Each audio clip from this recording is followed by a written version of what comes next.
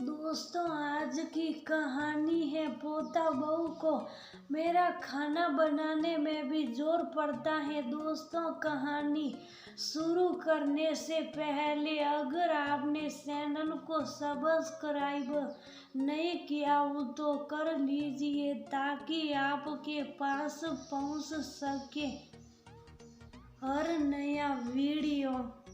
मालती जी जब 3 दिन बाद अपने भतीजे की शादी में से वापस आई तो घर का माहौल कुछ बदला बदला लग रहा था। उनकी सास दुलारी जी मुंह फुलाए अपने कमरे में बैठी थी और बहू परिया रसोई में खिचड़ी बना रही थी। सास को आया देख परिया पानी लेकर आई। मालती जी ने इशारे से परिया से पूछा, माँ जी शुभ क्यों है? परिया ने बड़ी मासूमियत से कहा, पता नहीं मम्मी जी, दादी सुबह से अपने कमरे में है, रात को भी ठीक से खाना नहीं खाया। अभी खाने के लिए पूछा कि क्या बनाऊं तो बोली कि और क्या बनाएगी, बुढ़िया के लिए खिचड़ी बना, इसलिए खिचड़ी बना रही हूँ। मालती जी को अंदाजा हो रहा था कि माजरा क्या, इसीलिए वह सीधा अपनी सास के पास गई। प्रणाम माँ जी, कैसी हैं आप? परिया बहू ने घर कर आपका अच्छे से ध्यान तो रखा ना? हाँ हाँ, बहुत अच्छे से ध्यान रखा है, 2 टाइम का खाना बनाते भी जोर आता है। तेरी बहू को, अपनी बहू को देखते ही गुस्से में दुलारी जी ने पोता बहू की शिकायत लगा दी। हाय हाय माँ जी, मैं अभी कान खींचती हूँ परिया के, मुझे तो कहा था मैं सब संभाल लूंगी और उसने आपको ढंग से खाना पीना भी नहीं दिया। असभ्यत जी मालती जी बहू पर झूठा गुस्सा करते हुए बोली, और नहीं तो क्या, कल कहा था खीर बनाने को, लेकिन खिचड़ी बनाकर परोस दी। मुझ बुढ़िया को बस खिचड़ी ही खिलाएगी। तेरी बहू किसी छोटे बच्चे की तरह। दुलारी जी अपना पोपला मुंह फिराते हुए बोली, अच्छा आपने कहा था, फिर भी उसने खीर नहीं बनाई, अभी पूछती हूँ उससे, कहते हुए मालती जी परिया के पास गई। पोता बहू को अपनी बहू से डांट पड़ते हुए देखने के लिए दुलारी जी भी धीरे धीरे चलते हुए कमरे से बाहर आ गई। परिया बहू, ये दादी क्या बोल रही है? तुमने बोलने के बाद भी दादी के लिए खीर नहीं बनाई? तुम्हारे भरोसे ही मैं घर और माँ जी को छोड़कर गई थी, लेकिन तुमसे 2 दिन भी इनका ध्यान नहीं रखा।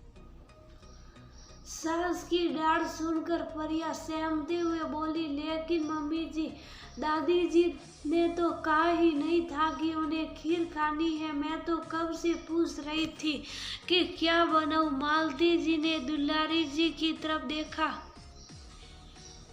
तो दुलारी जी बोली, अच्छा मुझे ही झूठी बना दे। अरे रात को कहा था तो कि आज पड़ोस से खीर की खुशबू आ रही। हाँ दादी ने ये तो कहा था, लेकिन खीर बनाने को तो नहीं कहा था। परिया असमंजस में थी वो तो ये बात है। अरे माँ जी, अभी परिया नहीं है ना, इसलिए आपका कोड वर्ड समझी नहीं।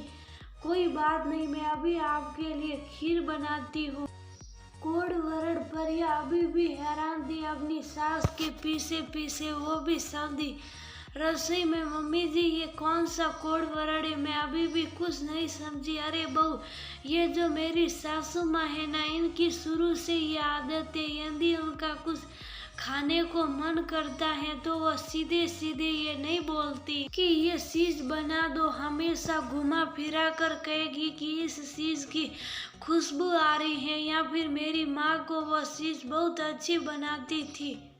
पहले पहले तो मुझे भी कुछ समझ में नहीं आता था, लेकिन धीरे धीरे उनकी इस आदत की मुझे भी आदत हो गई। मुझे याद है जब एक बार माँ जी 3 दिन तक मुझसे रूठी रही थी, मुझे तो कारण का पता भी नहीं था। तब तीसरे दिन तुम्हारे पापा जी ने मुझे डांटते हुए कहा कि तुमने माँ के लिए हलवा क्यों नहीं बनाया।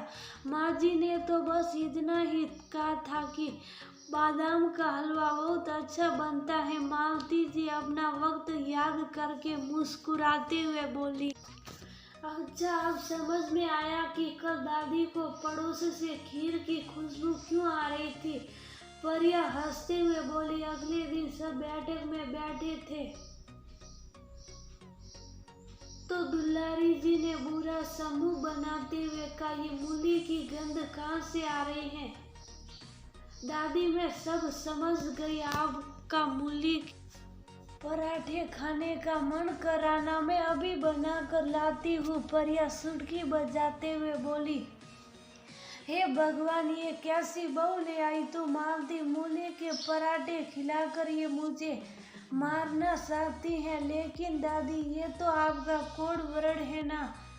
अरे कम वक्त, मैंने गंध कहा था, खुशबू नहीं। दादी की बात सुनकर सब खिलखिलाकर हंस पड़े। लेकिन परिया दादी सास के कोड वर्ड से अभी भी कंफ्यूज थी। मालती जी ने अपना सर पकड़